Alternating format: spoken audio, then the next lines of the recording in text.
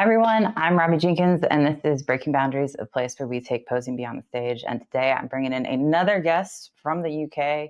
I've shared some of his stuff on Instagram, recently shared a routine that we'll be talking about today.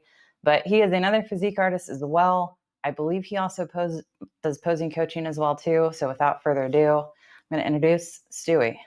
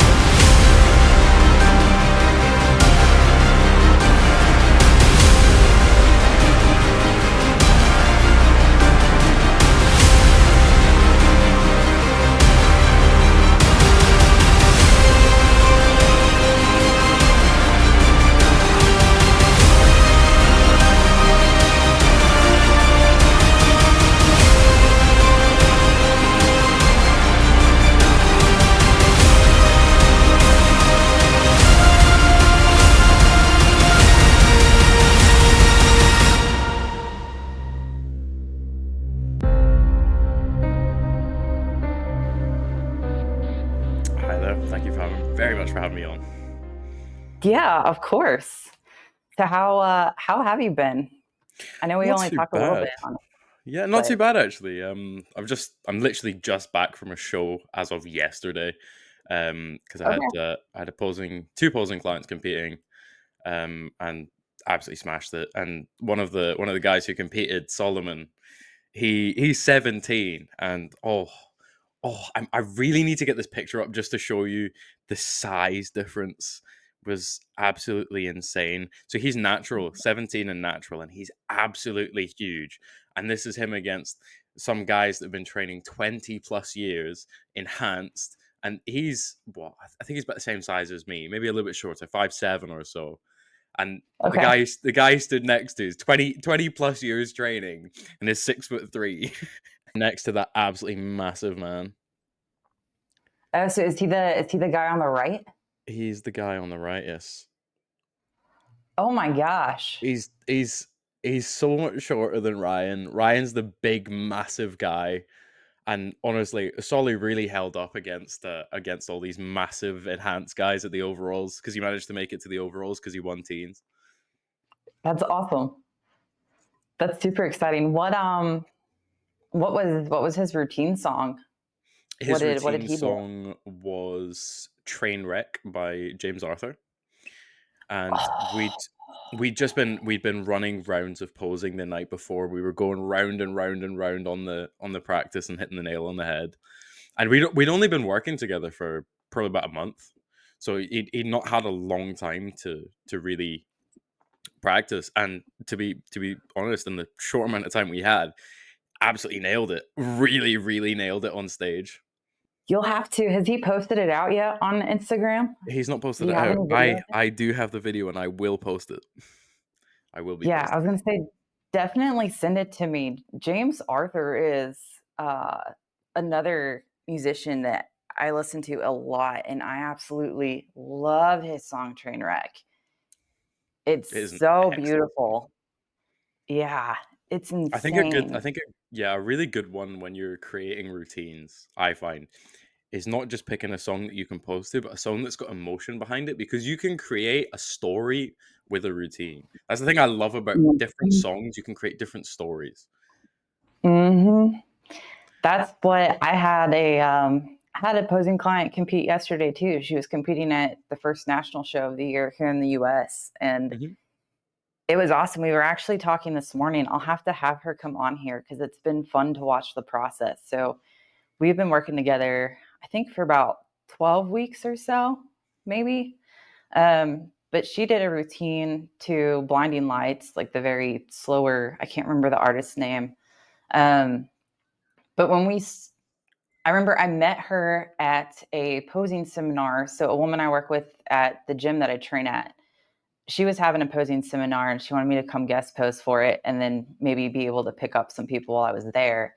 And so I talked to my client, Rebecca. And when she first mentioned the routine, she's like, yeah, usually I just kind of like go on stage and make it up as I go, just whatever. I'm not really worried about it. But like if you can choreograph something really cool, like even better, like that's great. And so I watched her go from that to I created the routine. We started practicing, getting into stuff, polishing up stuff. And I watched her week to week as she would come in, and you could see the gears turning and things clicking in her head of, Mm-hmm. oh my gosh, like this is beautiful. Like this is an art, like it's a skill, it's a lot of fun.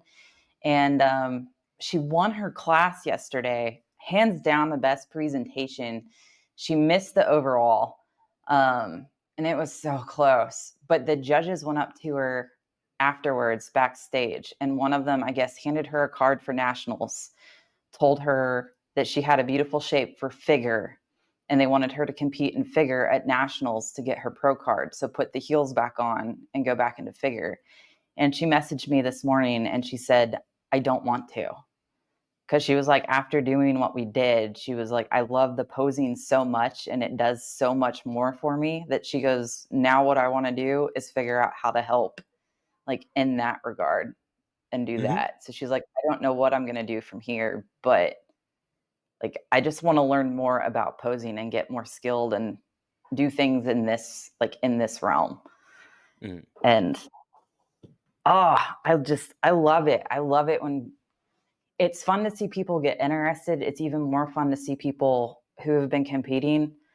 Um, and then they just get like a taste of the creative aspect of it. And it's contagious. Oh no, it really is. It really is. I love people when they get really into the aspect of the posing, when you show them that there's a lot more to posing than just mandatories and classic poses. I think there's Mm-hmm. I've actually got clients. So the client who gets to perform Blood Upon the Snow on stage is really, really excited to perform it on stage because he's been shown that there is a lot more to posing than what he originally thought. Now, I actually have Yeah. Ryan for a posing session after this podcast today, and we're going to be running over the routine so that he can absolutely nail this. And it'll be the 22nd of September.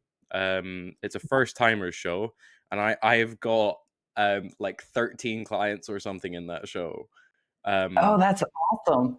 I I'm gonna have to be shouting. My voice is gonna be so dead by the end of this. It's gonna be Yeah. awful because I think it was like my voice was already hoarse by the end of yesterday, and I only had 2 people on stage, and I've got 13. I'm gonna have to get my wife down there to shout for me.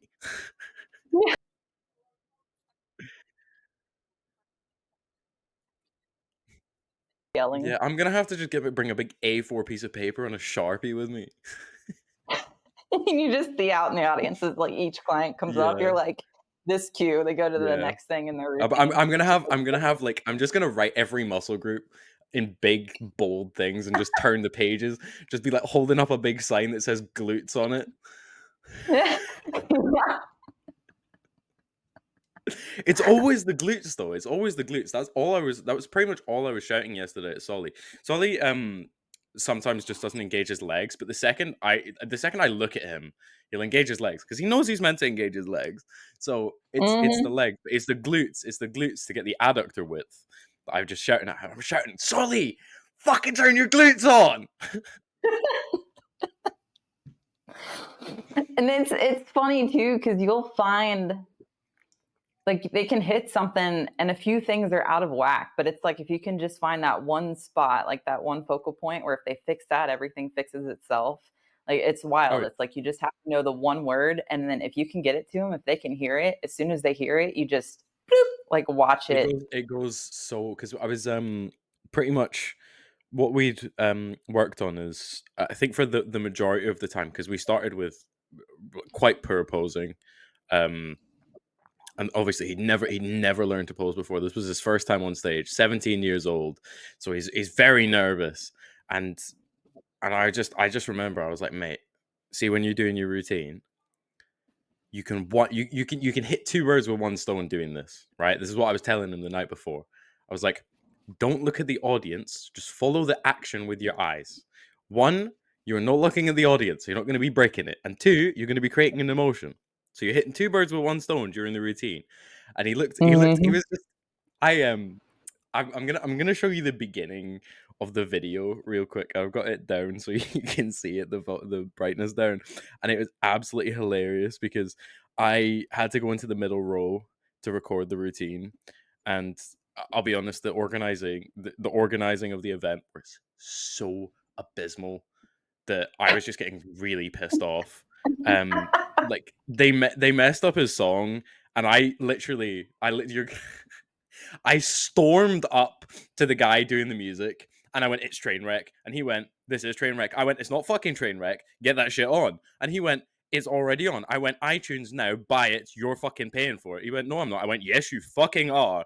So stern with it. I was actually so annoyed that he just messed up that shit. And then he ended up having to spend 79p on the song. I love it. Like, I love the just even that kind of energy. Like, you care so much. It's like, we worked so hard for this. Like, you're not ruining his moment. Yeah, Like, he's getting it. and you can actually see that I was so excited to have him perform the routine that hold on, just like I had to lie down because I was in front of the camera.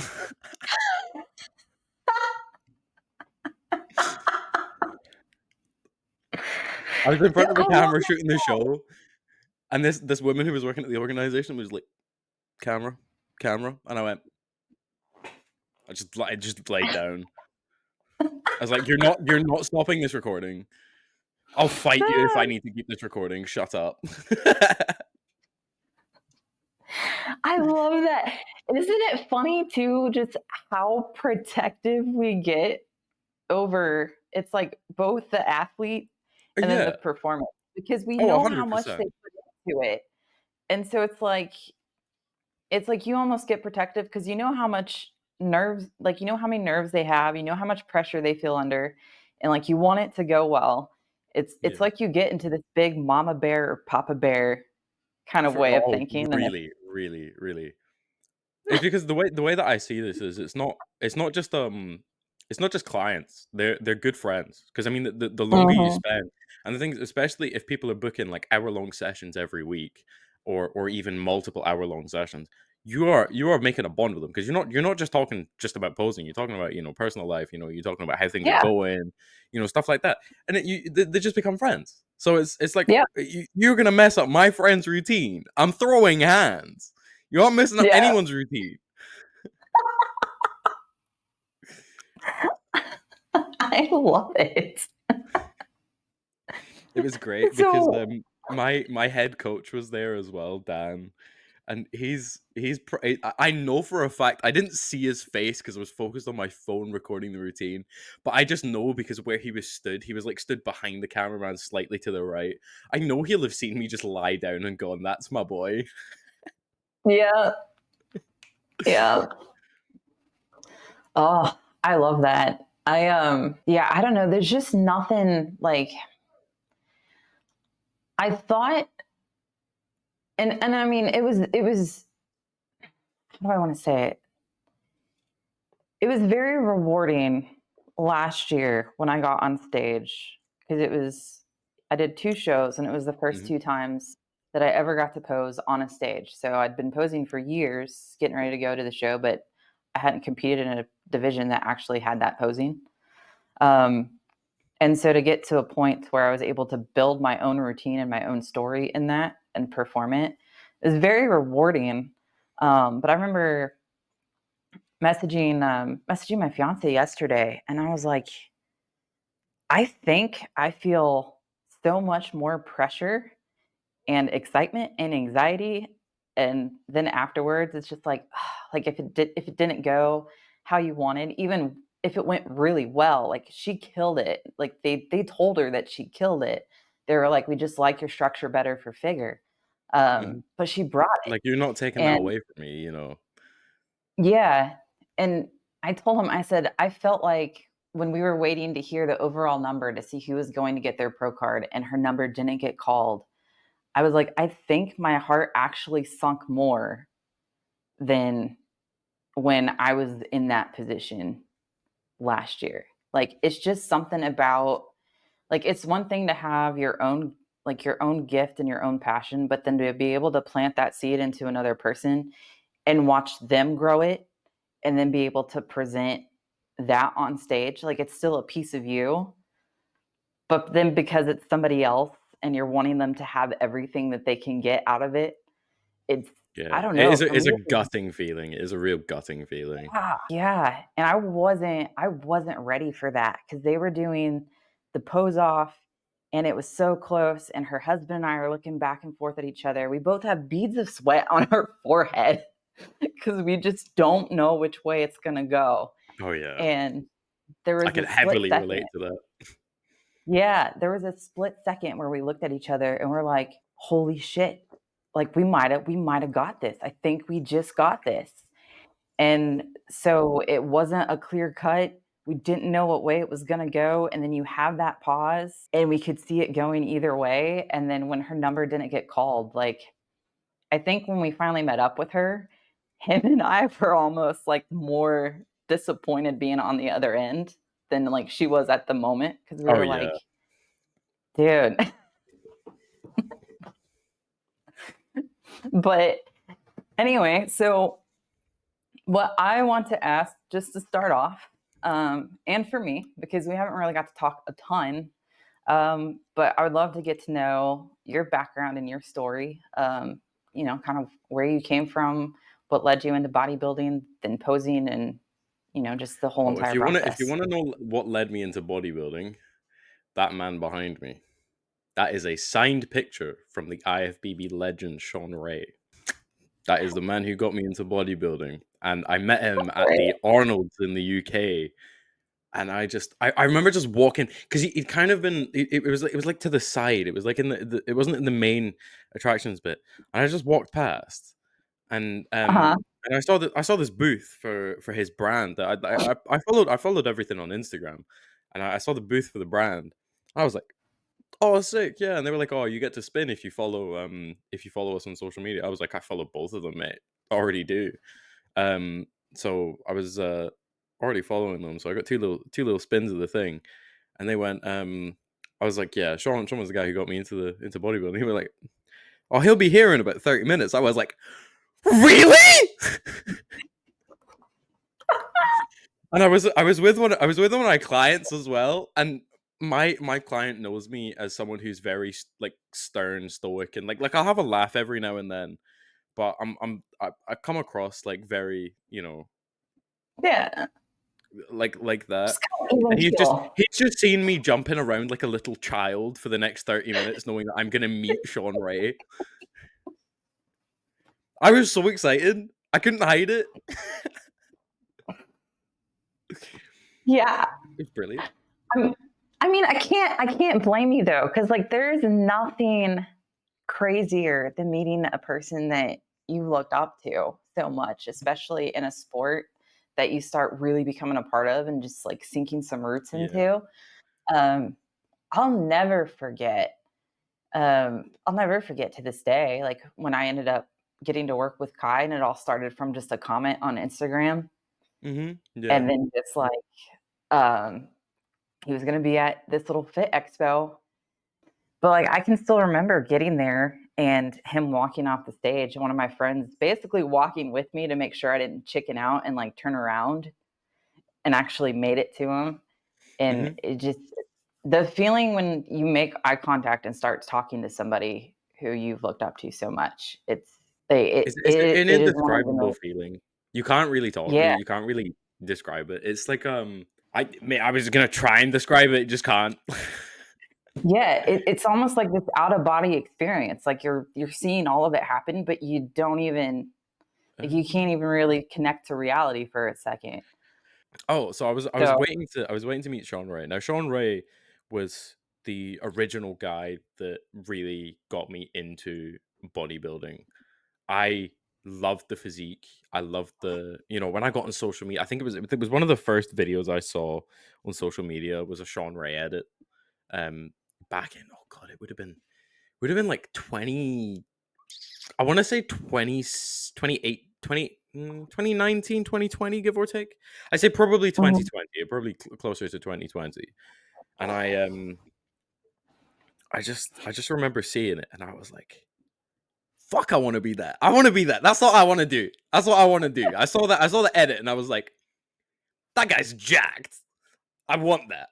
So then I started going to the gym and all this and all that, and I was just I was really into it. Now, obviously, anyone who knows Sean Ray is an excellent Olympian, uncrowned Mr. Olympia, in my opinion. One of the most insane like, let me get the picture. Let me get the picture so you can actually see the size of this man.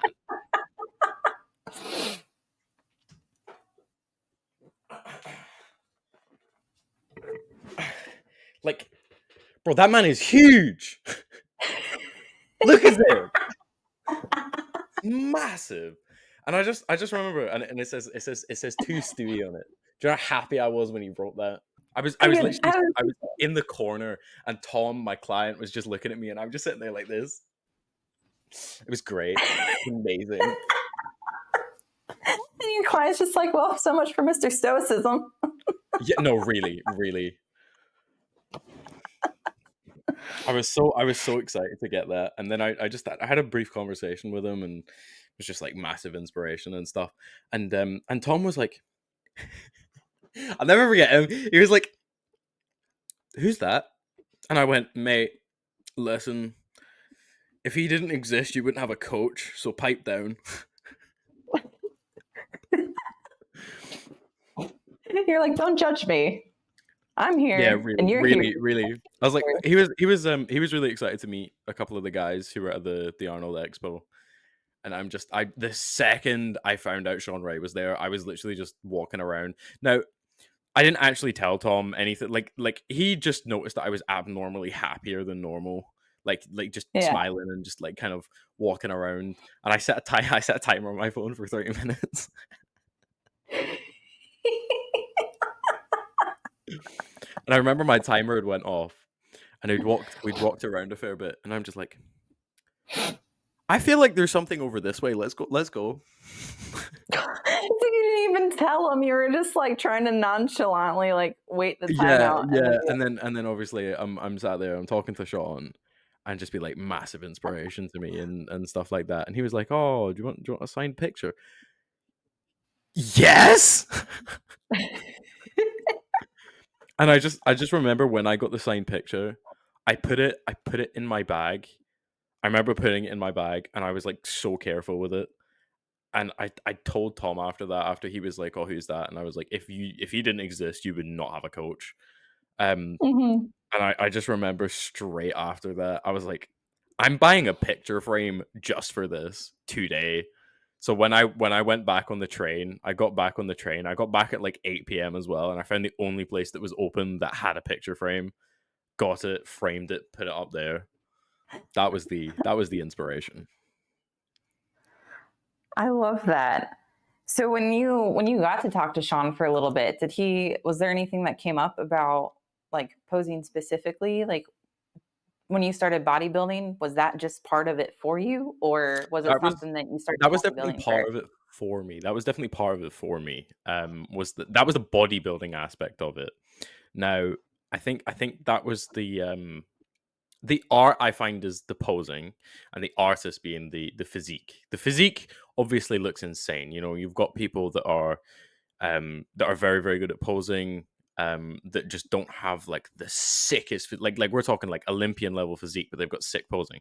Like if we put Christopher Barnett on stage, with an Olympian level physique. Now, don't get me wrong, this off season has done him wonders in terms of his Yeah. size and his shape. It has done him nutty wonders. It's beautiful to see. Yeah. Um, and I think honestly that on stage with good condition, a great physique, he can go really far in terms of, like, I think he's already gone really far in the posing world. But Yeah. when I think top tier artist and art, I think Sean Ray, I think Terrence Ruffin. Uh, a controversial one that I do actually really like is Urs. I think his style is really unique, but I think So Urs I does have a very actually, yeah, I mean, not to cut you off. I just got excited because I was thinking this the other day. Because I've been watching, I heard I didn't actually end up watching or like streaming the Arnold, but then like we'll go back and like find videos and like play through stuff. And um, I didn't realize, honestly, like how into that, because you don't ever really hear Urs posing much. Together. No. No, I haven't. But then I watched what he did at the Arnold, and the way that he did it was awesome because he had like a very beautiful artistic start, and then he just breaks out into personality and has fun with it at the I end. So like, absolutely love Urs. Urs's personality is one of the best of the Olympians. Now, there's oh my days. If I can find this video, it is one of my favorite videos of all time. This is actually the best video of all time. and of course it's in front of the Bang Energy booth. That is Urs. That is prime Urs, and that's why I fucking love him. He is my favorite Olympian. Oh my goodness. People are like, Yeah, C-bomb I this, C-bomb that, Ramon Dino this, Ramon Dino that. Do either of them do that? No, they don't. Urs is my king. and there's like and it's so hard for me too because people will get and I think it's just because of how much I love posing, and not just because of posing itself, but like what it represents. Just about the people who do it, who really get into it from an artistic standpoint. Because I'm starting to learn, like, in order to be artistic, you have to be able to get more in tune with your emotions. You have to be willing to get vulnerable. You have to be willing to showcase a part of yourself that a lot of people might be afraid of looking goofy, or they might be afraid to express certain things in front of people.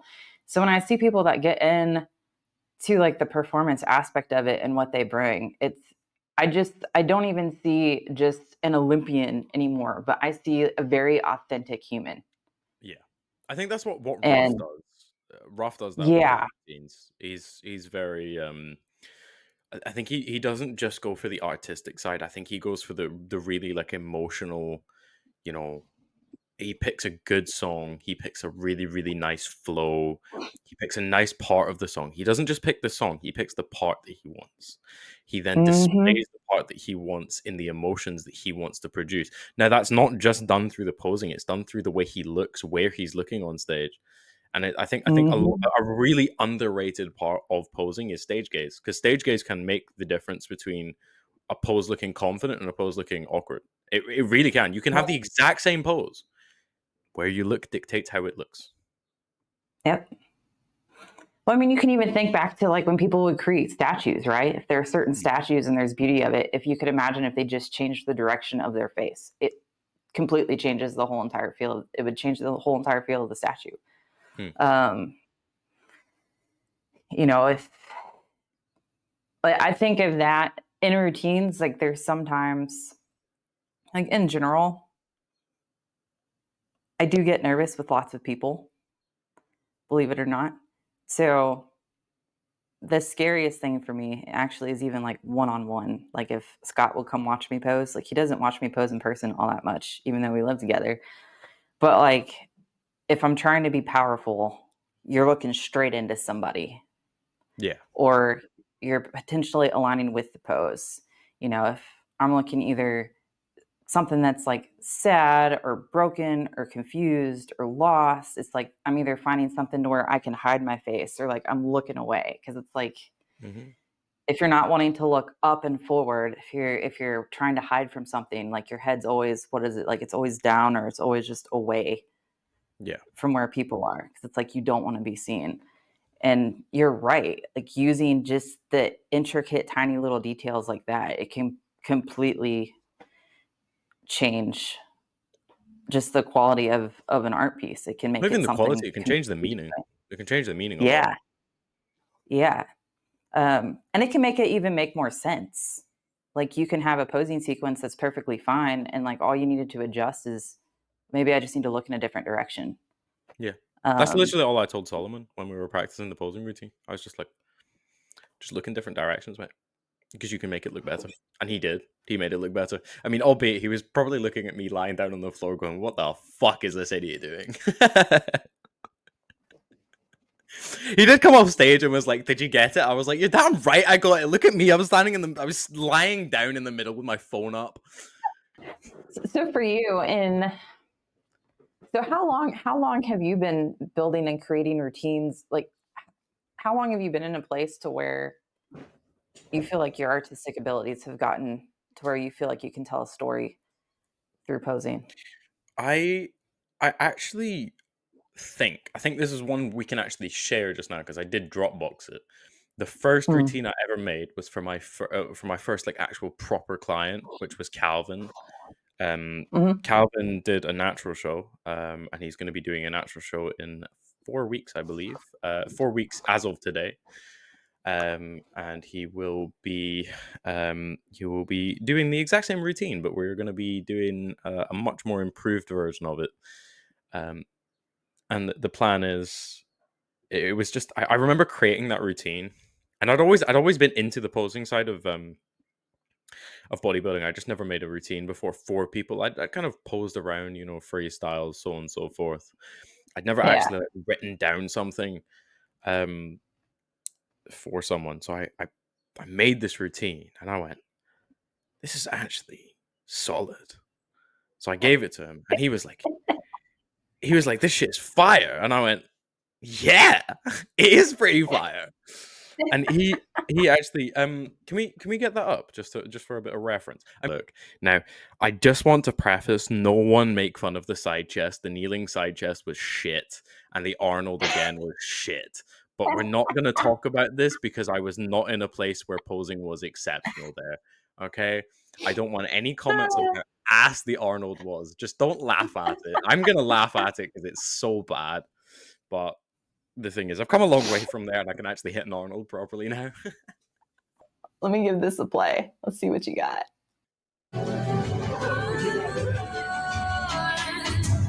Best to give me your loyalty, cause I'm taking the world, you'll see. They'll be calling me. They'll Bad be side chest, calling me royalty. Best to give bad me your mantis. loyalty, cause I'm taking the world, you'll see. They'll be Wait for the worst Arnold you've ever seen. Oh yeah,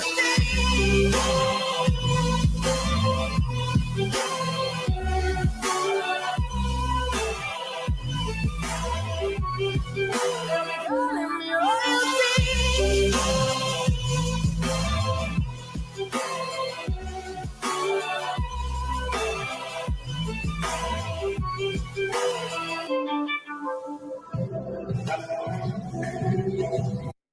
so that was the first routine I ever Ooh, made. that was how long ago was that? That was I will get a date for you, an exact date. I do believe that was in 2021. Sorry, no, 2022. So that was about 2 years ago. That's a couple years. Yeah. No, that first off, some of those transitions in there, those are cool. Did you just start freestyling to this song at one point and it kind of come out Yeah, or every single routine I've ever made is just a freestyle. It's a oh, that's freestyle that awesome. gets built upon. So it's like if I find a flow, like I hit 5, 6 poses, I'm like, this is nice. And then I'll just build upon it. I'll play it around a couple times. Actually, the blood upon the snow one, that was literally the second run of a freestyle. That whole thing that you see is just the second run of a freestyle. The first run was literally three poses only, and I was like, do you know what? Actually, no, it wasn't. It was 4 poses. The first run was 4 poses. I had an idea of what I wanted because I know the only thing that I actually wanted was when it hit the actual beat. I wanted to hit around like this, like Christopher Barnett style, and then Yeah. come into an Apollo. And I was like, Yeah. that's what I want on the beat. That's the only thing that I had in my mind. So it was Yep. 4 poses with that as a sort of like um, idea on there. And I did that the second time round, and you're gonna love this. So I did that in my back garden at my parents' house. Now I live on my own normally, and I was up seeing my parents because my wife lives in Scotland as well, as do my parents. And I was up seeing my wife and my parents. I was doing it in my back garden, and my mum was sat in the conservatory, watching me do this, because she's always been a massive fan of dancing. Like, she really likes the BBC show Strictly Come Dancing, and she loves the artistic aspect of posing. I've shown her like Terrence Ruffin routines, and my mom hates bodybuilding. She thinks that all bodybuilders look disgusting and are too big, but she really likes the artistic side of things, which is why she actually quite likes Terrence Ruffin and Kai Green, all of these, Mhm. really artistic posers. And she was Mhm. watching as I did that second one, and I just remember finishing the actual thing. I did carry a little bit on from where I ended the video, but that's the routine part that I wanted to keep, was just end on a classic side try. And I just remember I remember looking up to my mum, and my mum was just sat there in the window going, But I've told a lot of people, and I've seen it happen. So my grandma was the same way. She didn't like bodybuilding. She didn't yeah, understand it. All she understood was her granddaughter was getting muscles and then getting what she felt was like kind of too big muscles. And then she'll still ask me sometimes, like, "Well, what if you don't want the muscle anymore? Like, then what happens?" Like, and it's trying to explain it. Half the time, I'm just say it's science. I don't eat as much. I don't train as hard. It'll go away. I won't get fat. It'll be fine. Um, but when I started getting into posing, and as things started getting better, and I was posting, because I was posting everything when I started, even when it was shit. But I don't regret it. But my grandma would watch videos and she would get excited. And the first time I think I ever remember her telling me to keep doing this was she saw a posing routine that I did. She thought it was beautiful. And she was like, "This I understand." And she was like, yeah. "Don't stop doing it." My grand is the And exact same. When yeah, I get lean, I'm very, very vascular when I get lean, especially in my legs. And obviously, when you've got shorts on, my grand just thinks it's absolutely disgusting when I've got veins on my calves and my lower quads. She's like, can you put some joggers on, or can you put some trousers on? Because she hates it. She thinks it's absolutely disgusting. Same with like forearms. She hates forearm veins. With it to a degree, like to the nth degree. She absolutely hates them. But I've shown her a couple posing routines, and she absolutely loves them. She really does. I think I've got a lot of people in my family into the kind of posing side of bodybuilding. yeah. That's what my mom and my dad always introduce me as a posing coach, and they're always like, "Oh, Stu, show them your posing," and I'll be like, "Ah, fine. What do you want to see?" And they're just like, "Oh, no, no, no, not the videos. Like, let me put a song on, do a freestyle." And I'm like, I have about 1 meter squared space. I am not being able to do a freestyle, because if I do a freestyle, I'm gonna do a lunge, and I don't have enough space to lunge. Just how it be. You just actually kind of made me grateful that my family does not put me on the spot like that. Because when it comes Yeah, I to, hate it when they put me on the spot. there's one time, and it was what I recently posted that I did in Australia, where I ever got filmed in front of people doing something that was like a true freestyle instance of the didn't have time to pre-plan, didn't have time to practice. I picked a song that I resonated with. Cameras were on, go. Um, and it was the videos with the red and purple lighting. Oh Um, yeah, no, I know which one you're talking about now. yeah, so that Was it freestyle? and it came out really cool. That came I out. didn't That did know Yeah, I didn't know that I was doing that. I knew Pete and I had made a duo routine, which I'm still waiting to see the final result of. Um, it's epic. I'm pumped for it. I knew we were filming, and then that last day I was there was day one of his filming for his new bodybuilding artistry ebook that should be coming out soon. And that was all it was. I thought we were filming our part in the morning, and then the rest of the day I was just taking notes, kind of learning if I wanted to do something like this and put it out more for the women's side of things. What did the process look like? What am I looking for in like a production crew? Um, just trying to take anything that I could learn from that experience.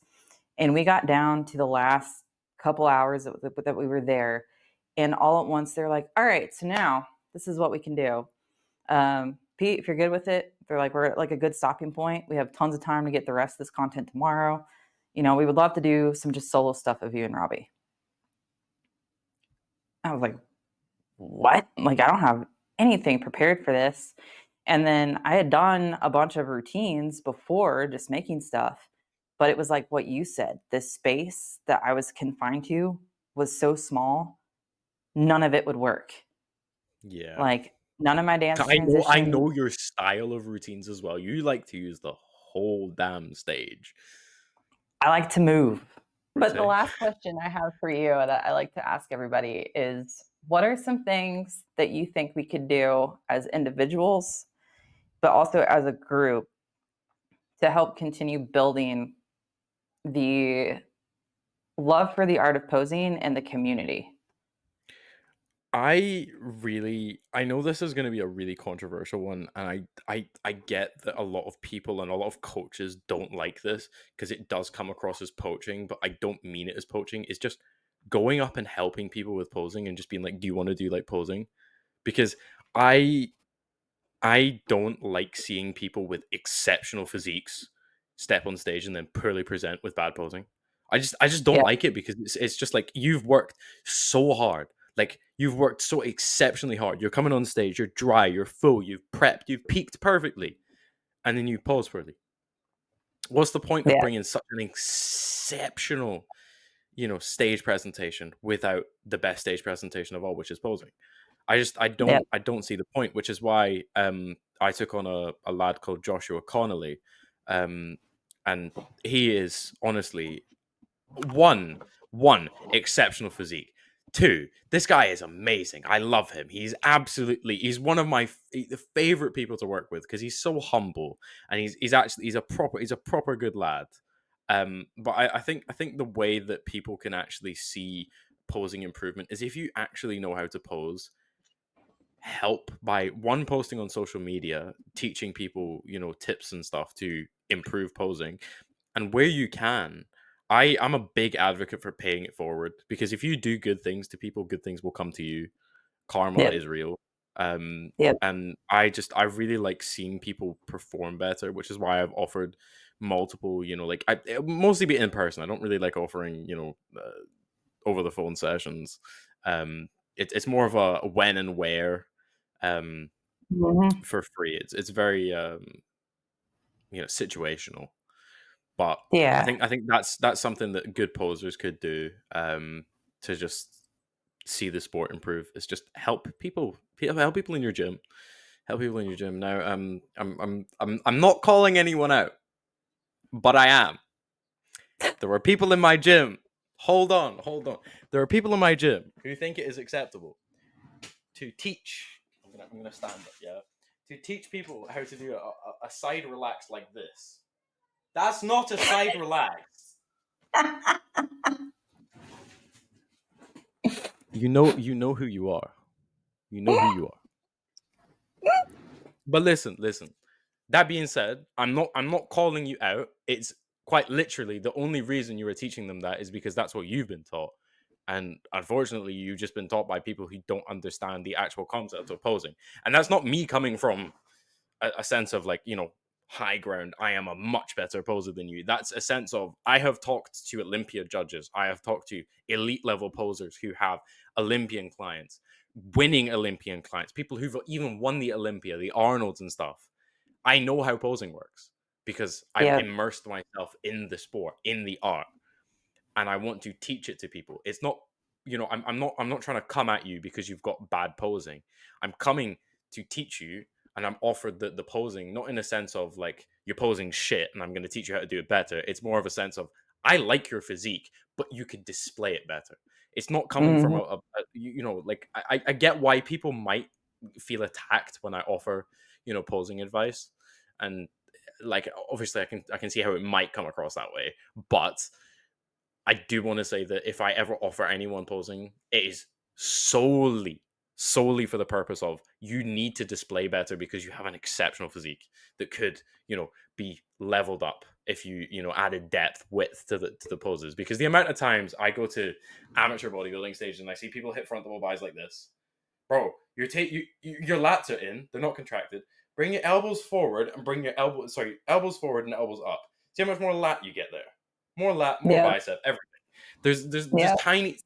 tiny little cues that will improve your posing tenfold. And then there's going to be guys that are smaller than you. They've got worse conditioning. You've digged, you've done hard on a prep. But the guy who's smaller than you, he's just got better posing. That's it. He's got better posing. Now, the kind of analogy that I say, it's not even an analogy. It's just facts. Yeah, posing can be the difference between first and fifth. First Hmm. and fifth. That is a big jump. That is a massive jump. If you have poor posing, you can't engage. You can't do this. You're not going to win. That's Yep. the unfortunate truth. It's the harsh truth. Posing Yep. is going to get you a win. It really will. Yep. I like to say that the physique is our tool in bodybuilding.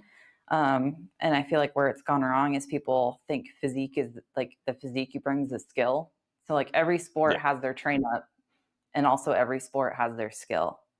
And Yeah. so we think the strength and conditioning to build our physique is our skill. And people are realizing, no, our skill is posing. Like, what do you do on stage? Is it training and lifting to build your physique on stage? No, it's posing. So it's like you have to train your skill that your sport requires. So I think there's that. It's like the mentality toward it needs to get flipped. People need to realize that like posing is a skill. The sport of bodybuilding does evolve around posing. You know how to build your physique off of your posing, like you present your physique off of your posing, and then you can grab not just the judges but the audience attention from your posing.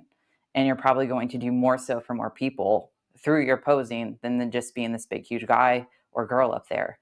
But something else that you said too, with like regards to helping people, like not poaching, but helping. Um, it's just, yeah, it's like how you present it too. Like I try to be careful, because I don't. One of the worst things that you can be known as a coach is a poacher. Here's a That's poacher. I like hate the poachers. worst I hate thing on. we don't even call them poachers. We just call them poachers. They're not a coach. They're Yeah, a poach. it's the worst label that you can get as Oh, a really? coach. That is like the Yeah. scumbag of scumbag. So I was at a show of one of my guys, and he had a guy that was competing. His posing was beautiful. It was beautiful. I think his routine could have told a story better, but it's still like his posing routine was still beautiful. He ended up getting the best poser award, and I agreed with it. Like, absolutely agreed with it. So whoever his posing coaching is, keep them. Like they're doing great with you, but you can still learn from other people. So it's like rather than like my I'm client 100% tried to on like board. introduce them and be like, "Oh, she'll get you the best routine. Like you need to have her as a coach, yada yada yada." And I was like, "Wait, Jack, stop." And I just asked him, I was like, "Who's your posing coach?" And like he names this guy, and I was like, "You have a beautiful physique and you present it really well. He knows what he's doing. Stick with him." But then I asked him like, where did they train out of? Like him and this other guy, and they were from like a similar area, and it's easy for me to get to. It's like if you guys ever want to train together and pose together sometime, let's do Yeah. it. Because I'm And then I'm that, really with that as well. Because I yeah. think there's the art of being able to take criticism, not even just take criticism, but just be able to get multiple sources of information. Now, I think that also does come from a medical background for me personally, because obviously I am never ever going to go off one study for medical stuff. It's always got to be multiple, because if you Mhm. can get one study that says this and another study that says that, it's going to be the same. Goes for coaching. You're going to have people who do, I think a really good example of this, of being able to take different information from different coaches, is certain coaches do different ways to peak. Peaking is an art that is very different.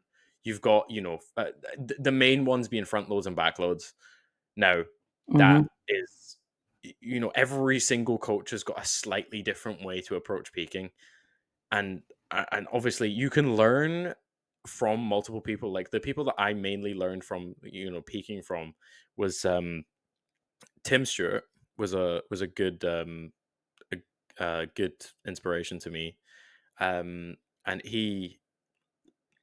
I'm pretty sure you'll know Jay Freaky, one of his clients. Um, Probably the most shredded person ever. It's not like a, oh, he's like pretty lean. Like, this is the most shredded person in the entire world history type. Um, I was actually showing my wife this the other day. I don't think you will ever see anyone as shredded as, I'm going to turn my brightness down again so you can actually see it. Oh, went You can't a little really too see far. it super well. Yeah. I'm going to put up a tiny bit and see if that works. The Okay. actual condition is nuts. Anyway, long story short, his coach is renowned for being an exceptional peaker. I took, a little bit of advice off him and so on and so forth, and I've got, like, some advice off other people, and I've developed my own style of peaking because it's Yep. it's you know it's a mix of different advices that I have put together that works for me. That's a good Yep. one to do because you can't just go with one person, because copy and paste is never ever going to work for anything. Right. So Right. yeah, you got to take multiple opinions, and that goes for posing coaching. You've got people who are going to Mhm. hit a different pose a different way, or they've got different ways, different analogies of how to come into a certain pose, how to transition. And if you take multiple opinions, you're none the wiser, because now you've got two top tier posing coaches giving you the different advice that you can take. Yeah. Yeah. And I mean, that's exactly how, I've developed and I keep working on developing too, is connecting and meeting with new people. And I try to go to it with like an open mind of, okay, is there anything in here that I'm not thinking about? And is there anything in here that I could do different? Or is there anything that I have that I could also present to them that might help them out in some regard that they're missing? So it's like, look at it from three different ways. Like, don't be so high and mighty in yourself to think that you can't ever learn something Yeah. new. Oh yeah, yeah. And then always know like what you can bring to the table, because not everybody's going to have the same unique outlooks and skill sets that you are. So my posing, and even just my philosophy around posing, I mean, it's come from all sorts of people. Like, it's come from Kai, and it's come from Sammy, and it's come from, watching Chris. There was a lot of inspiration from Terrence when I first got started, and even still, some of the ways I format my routine and how dynamic they are. Like, that was stuff that I saw that Rachel Daniels did that I thought was really cool.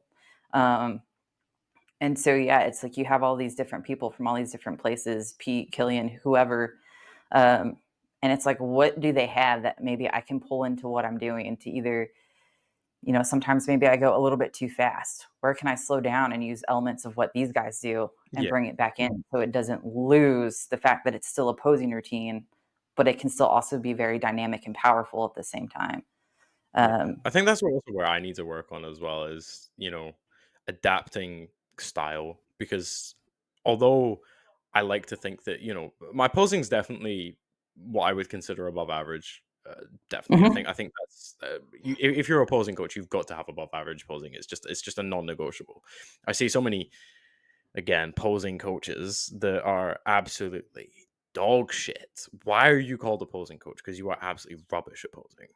I mean, obviously, there's a big difference between I hear the phrase a lot when people are making excuses. Coaches don't play. Coaches should have played or should play. It's kind of, especially with posing. If you can't display that you can pose, like, I'm never gonna take you seriously as a posing coach. I think there's Yeah. there's a bunch of time. I'm gonna call myself out here. I have sent so many posing coaches to Dan, my head coach, and gone, this shit is so funny. Look how ass this posing is. Yeah. Because and then I'm looking at some of the clients and stuff, and I'm like, bro, you've made him hit a back double by with thigh gap. Why are you posting this? It's just silly, and it's guys who, hold on. It's this annoys me. It's the when they're trying to teach you how to do a side chest, right? And they're Mhm. facing completely to the side, and their back is like this. That's not a side chest. That's not a side chest. I'm sorry, but mate, who did you learn from? 1940s bodybuilders? Because that's not a side chest, bro. That's quite literally a side. That's like a, don't know what that is, but it ain't a side chest. Yep. calling Yeah. myself out. I will chat shit to bad posing coaches. I don't like people who have. I think it's more people who have good flow but can't actually hit poses. Yeah. That's that's the thing that they think they're a good posing coach because they've got flow. Flow is literally the niche in the niche of posing. You don't need flow. You need to be able to hit proper poses. Like, Yeah. I'll be so real. Yeah. No, Mandatories are the things that get you points. Your yep. routine will not get you points. I don't care how good your flow is. If you can't hit your mandatories, you are not winning shit. And if you can't hit and hold them. Oh yeah, the amount of gut breathing I see on stages. Stop it.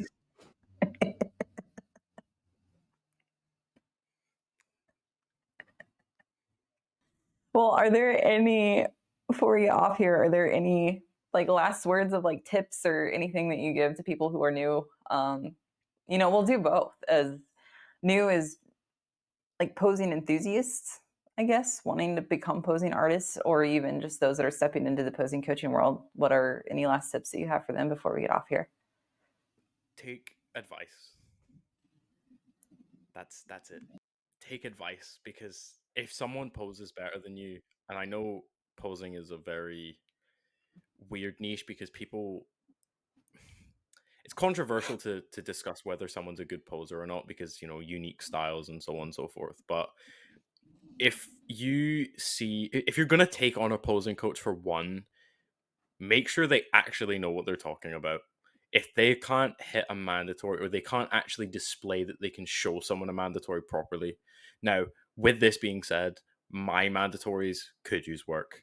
And I don't think that you should judge a posing coach just off of their posing, because a really good example of this, and this is not a call out or anything at all, because I absolutely love both this posing coach and his posing coach, Daniel Caffeine. His Mm-hmm. he can get his clients absolutely perfect, like absolutely nailed on stage, like absolutely perfect posing. But his posing it's not quite there in certain Yep. poses. Certain poses it is absolutely up there, top stuff. And posing sensei, which is I mean, Daniel Kofin has got loads and loads of posing coaches and stuff, and he really likes to immerse himself in that stuff. But Yep. there's absolutely nothing wrong with a posing coach not being able to pose absolutely tip top perfectly. If they can make sure that their clients can, that's what counts. Because I'll be the first one to admit my posing it can be very questionable at times, very very questionable. That Yep. that Arnold pose that you saw earlier, that was a very very poor attempt at an Arnold. We don't talk about that. We will never talk about that again. But the, the essential point being, when you look for a posing coach, it's not about how they pose; it's how about they pose people. Mm-hmm. Because you could have the best poser in the world. Let's say Ruff, was just doing posing coaching. If he was not able to pose people and just could pose himself, he'd be a shit posing coach. Now, fortunately Yep. enough, Ruff can pose people, so he's not a shit posing coach.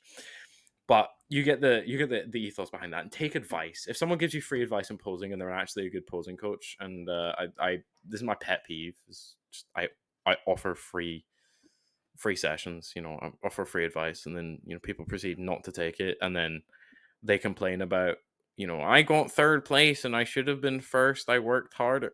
Well, funnily enough, mate, the pose that I told you needed work with was subpar on stage, and you didn't take the advice. So the irony's irony. Yep. All I'm saying is, drop the. I don't know why I go off on a massive, like, big long thing. The best advice for new posers: drop your ego and take advice from people who know more. That's it. Drop the ego. Yep. The amount of times that people just don't drop the ego. It's fine. Be vulnerable. It's okay. You might be a big boy, but inside you're a little child in the world of posing. I'm still a little child in the world of posing, and I'm still learning. Same. So, Yeah. Actually, this goes on to a point. My dad said, "Always be the dumbest person in the room because you can only learn."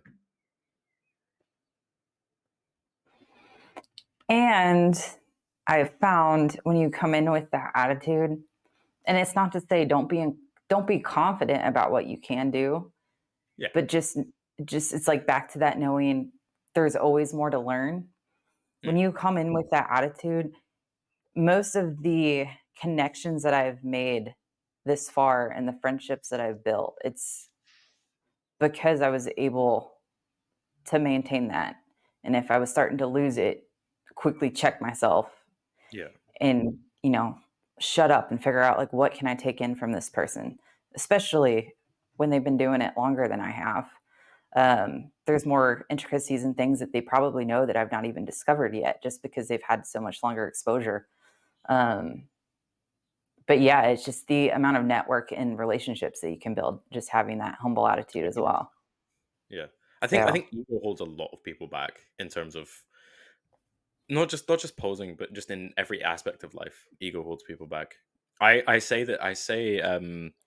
even the dumbest person you know knows something you don't know, and you can always learn. You can learn something from anyone, absolutely anyone, because people have got different ways of doing things, and it's magical. It really is. I could probably learn something from my sister. Probably not much. Probably nothing worth actually learning, but I could probably learn something from her. well, anyway, man, thank you for giving me some time out of your day to come on No here, worries. talk some posing, talk some tangents. But I still think that they were good. So I'm happy with it. I'm good with it. But yeah, Really dude, we happy. should definitely do this again sometime, and then I'll have to let you know probably We need to sometime in write down August. questions. We need to write down actual questions so that we don't go off on tangents all the time. Just a big list of like actually what to do. Like if you put Robbie and Stewie in the studio, we got to It's stick gonna to a be script. 2 hours of just tangential conversation. That's why you know it's not scripted, guys. Definitely not scripted. Yeah. But anyway, man, thanks again. I appreciate it. No worries at all. Thank you very much for having me on. It's my pleasure.